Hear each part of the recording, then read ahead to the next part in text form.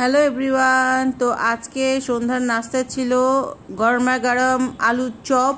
তো আপনাদের সাথে শেয়ার করতেছি যে আমার রান্না করা আলুর চপগুলো কেমন হয়েছিল।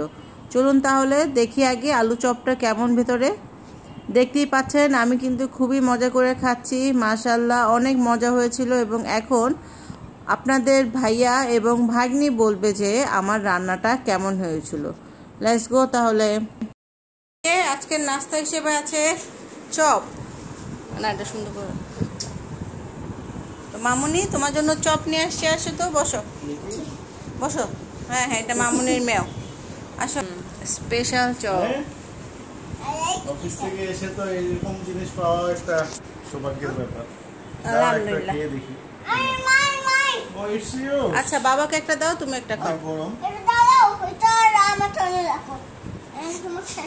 দর্শক আপনারা দেখতেছেন এখানকার অবস্থা। এখানে দেখেন মেয়ে বাবাকে বড় যে তোমাকে সবচেয়ে স্মল ওয়ানটা দিয়েছে, খেয়ে নাও। ঠিক আছে মামা, তুমি একটু কামড় দাও, তোমার ভিডিওটা নিব তো।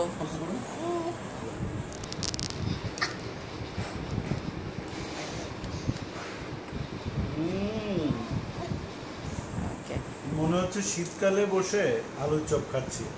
ওয়াও, ফিলিংসটা ওটা লাগছে। আলহামদুলিল্লাহ। কত দিবা তুমি? পরে খেও, একটু পরে খাও। কত দিবেন আপনি? 10-এ 10 ভাগ্যিস করোনা 11। ঠিক আছে, থ্যাংক ইউ মামুনি। একটু খেয়ে দেখো তো কেমন। আচ্ছা, হ্যাঁ।